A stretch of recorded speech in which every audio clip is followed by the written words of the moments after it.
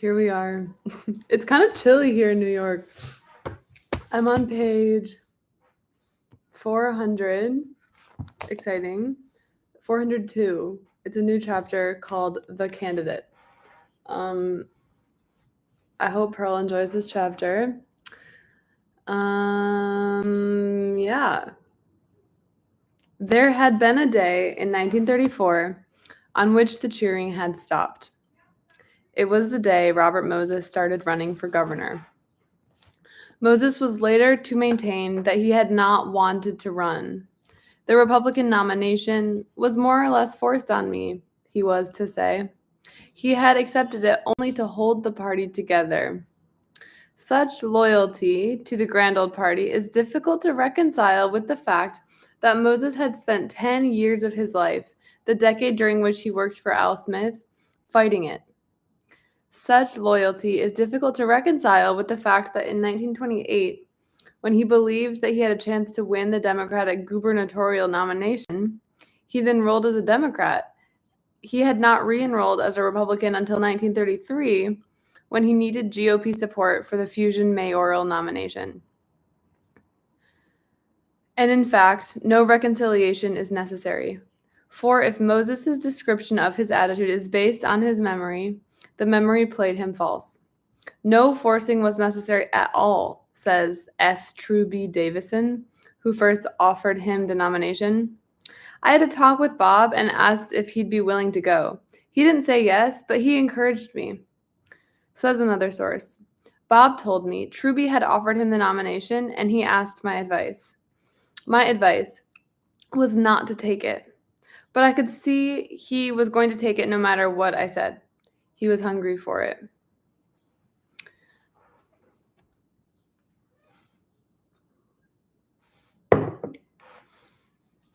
The identity of the man who offered Moses the nomination is perhaps the clearest proof of the inaccuracy of the portrait Moses had painted of himself as the foe of the forces of influence, privilege, and wealth.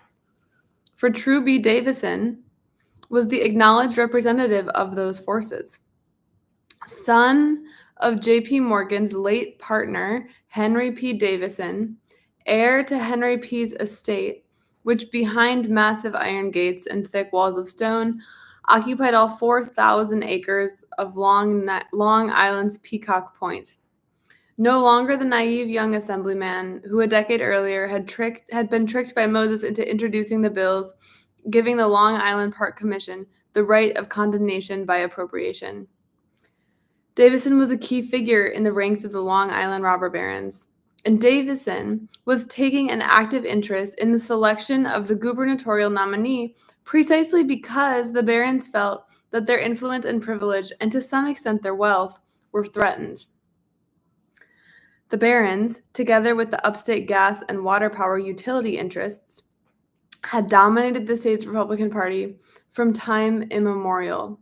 To a large extent, in fact, the GOP was the barons and the interests, a fact made clear when H. Edmund Mockhold, stepping down as Assembly Speaker in 1925, became simultaneously state GOP chairman and president of the gigantic utility holding company Niagara Hudson, and by the fact that among the downstate GOP congressmen were Robert Lowe Bacon, stipendiary of the House of Morgan, Ogden Livingston Mills, son of Darius Ogden Mills of the San Francisco bank ring, and willowy millionairess Ruth Baker Pratt, widow of one of the 6 sons for whom Rockefeller partner Charles Pratt had built manor houses on the Glen Cove Peninsula. Look at it, she lows my hair. It was important to the interests that they controlled the state GOP. It was important for business reasons. Also, hello, we're just talking about how Moses starts running for governor really randomly in 1934 as a Republican, even though he's been like kind of a Democrat for a while, and how it's a little random. And True B. Davison, who's like appeared a bunch of times in this book so far, is a Republican. And Moses was like, oh, yeah, they were begging me to run. But everyone, including Truby, is like, we weren't really begging him. He seemed really excited about it, and we were fine with it. So, conflicting stories. It was important to the interests that they control the state GOP. It was important for business reasons. The party was the interest's traditional protector in Albany. And it was important for reasons that went beyond business. The conservation of these men of property, to whom property rights were sacred, was not only financial but ideological, and they viewed their property as a bulwark against heresy, against the increasing emphasis on human as opposed to property rights that characterized the philosophy of the three Democrats, Smith, Roosevelt, and Lehman, who had usurped the executive chamber. Public reverence for their beliefs might be dying, but they would never surrender them. Not for nothing had journalists dubbed them the Old Guard. From the standpoint of both philosophy and pocketbook, in 1934, control of the state GOP was more important to the Old Guard than ever. Their fury at the New Deal, the purpose of the Roosevelt administration, is the imposition of a Russianized form of government, snarled upstater Bertrand H. Snell. And he was the House Minority Leader, had led them to resolve that the presidential election of 1936 would be a holy crusade to oust that man from the White House. And they intended to make New York, with its 45 electoral votes, the crusade's embarkation point. Okay, there was a little asterisk on that one guy who is saying that FDR is like a Russianized government guy. All right, so here's the footnote. Snell was only one of a group of reactionary congressmen from upstate, which included Hamilton Fish Jr., John Tabor, and James W. Wadsworth, who became a congressman after losing his U.S. Senate seat to Robert F. Wagner Sr. in 1926, despite his successful mediation in the Taylor estate fight. Key reason for Wadsworth's loss: his refusal to temper his opposition to the radical notion of women's suffrage. Okay.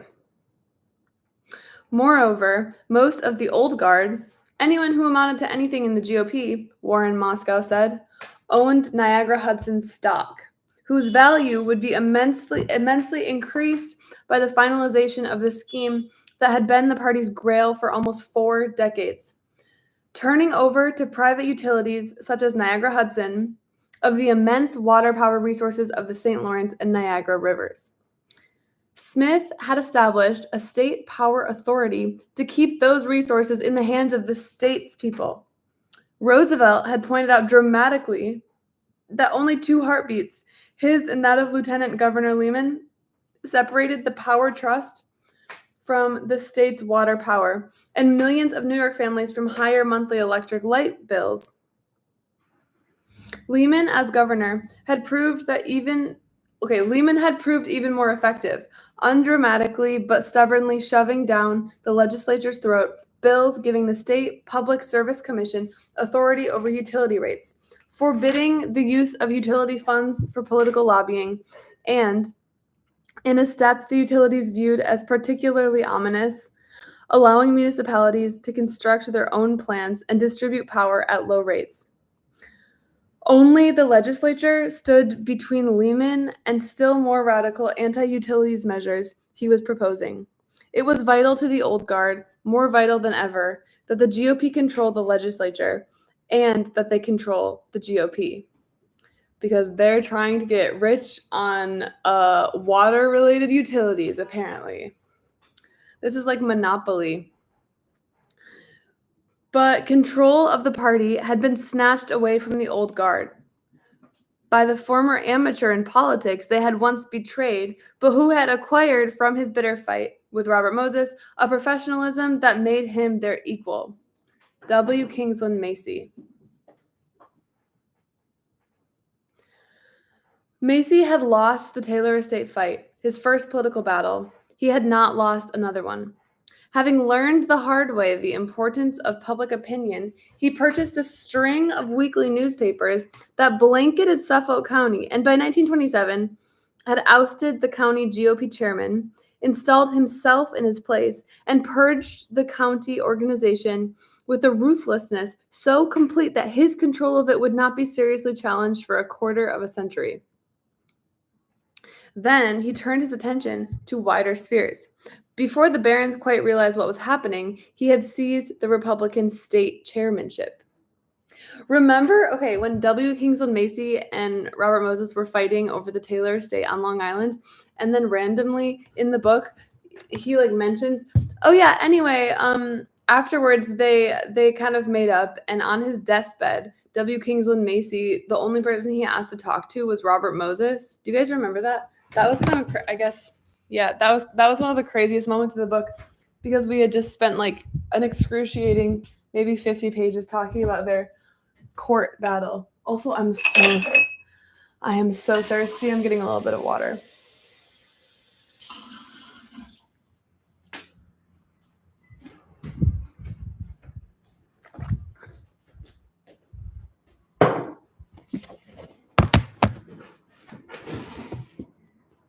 Once in power, Macy proved that pince-nez, starched high round collars, and blue suits with vests, the outfit he was to affect until he died in 1960, were no guarantee of conservatism. Attempting to reverse his party's blind obstructionism to progressive policies that had been largely responsible for the repeated victories of Smith, Roosevelt, and Lehman in a state in which voter registration was heavily Republican, Macy excoriated GOP legislators who opposed Roosevelt's attempts to blunt the effects of the Depression through increased spending and embarrassed enough of them into supporting the state's temporary emergency relief administration to give the measure the votes it needed to pass. That was such a long sentence. Dismissing the fear of the old guard leaders that, if they authorized an investigation of corruption in New York City, Roosevelt would authorize investigations of corruption upstate, Macy called GOP legislators into closed-door caucuses in Albany and, using every ounce of patronage at his command, broke the power of grim old William Ward and forced the tyrant of Westchester to release his legislators to vote as they wished, thereby allowing the passage of bills initiating the Seabury investigation. And it was pressure from Macy that persuaded Republican fusionists to bow to Seabury's demand and, over old guard objections, give the nomination for mayor to the dangerous rabble-rouser LaGuardia. Okay, so this is just kind of a summary of stuff that has already happened, I think. Astounded and antagonized but this time I guess we're seeing it through the lens of Macy, who I Googled a long time ago. He is not involved with Macy's department store. Astounded and antagonized by the course on which Macy was leading their party, the old guard was thrown into panic by his next announcement, pointing out accurately that the GOP's identification with the Power Trust was a political liability. Macy proposed to end the trust's domination of the party by making Seabury, who had long attacked utilities as monopolists and exploiters of the people, as its next gubernatorial nominee. Well, that was all we had to hear, Truby Davison would growl 3 decades later, sitting with one gouty leg propped up on a footstool in the 30-foot-high study of his mansion on Peacock Point, topping off with Cherry's Jubilee, a light lunch served by a white-coated butler, and staring out across the Davison compound's half-mile-long terraced croquet court. Wow, okay, so Robert Caro definitely visited. Seabury was a Democrat for one thing. That was enough. And he was full of this honesty in government thing that was so teeing those guys, Davison's old guard colleagues, off. He was calling everybody crooks, just like Macy. The old guard hastily began looking for a candidate of its own to run against the implacable old idealist.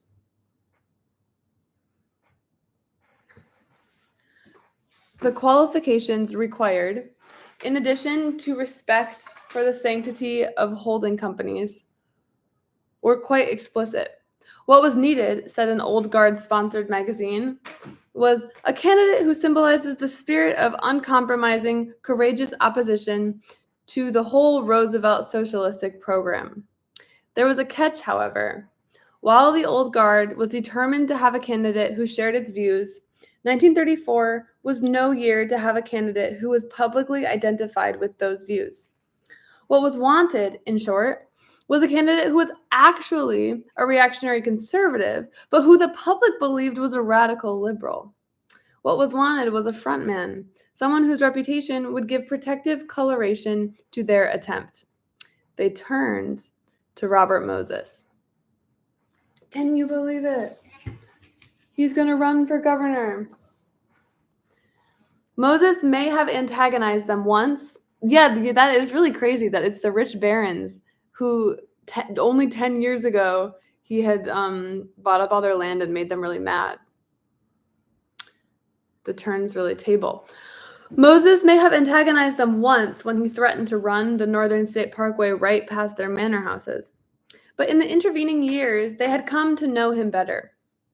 His aggressiveness had, after all, turned out to be not the hostility of the radical idealistic reformer to property and power, but something quite the opposite, an expression of his regard for power, an acknowledgement of the fact that he had on his side, in the person of that uneducated, practically illiterate demagogue from the Fulton Fish Market.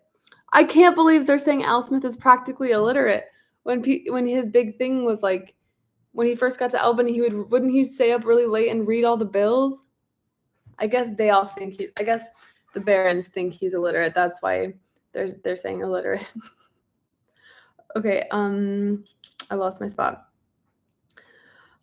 His aggressiveness had, after all, turned out to be not hostility of the radical idealistic reformer to property and power, but something quite the opposite, an expression of his regard for power, an acknowledgement of the fact that he had on his side, in the person of that uneducated, practically illiterate demagogue from the Fulton Fish Market, the one man in the state with power equal to theirs, and therefore did not have to compromise with them. As soon as he no longer had this power behind him, he had changed, suddenly, dramatically, and to them, satisfyingly. He had proven understanding, sympathetic, in fact, to their interest to keep the rabble away from the estates. He had proved his sympathy, in their view, by his agreement to make the parkway not an access way to parks on the North Shore, but a traffic bridge, a chute similar in principle to a cattle chute, on which the public would be shunted across the Gold Coast without being allowed to get off and contaminate it. His receptivity to their demands for private parkway entrances and bridges had proven him to be what they call a practical man, a man willing to make accommodation with power. His deal with Otto Kahn had been further testimony to this. After all, a man who would turn a highway aside to save a private golf course couldn't be all that bad. As had his relationship with the politician who most directly represented them in state affairs.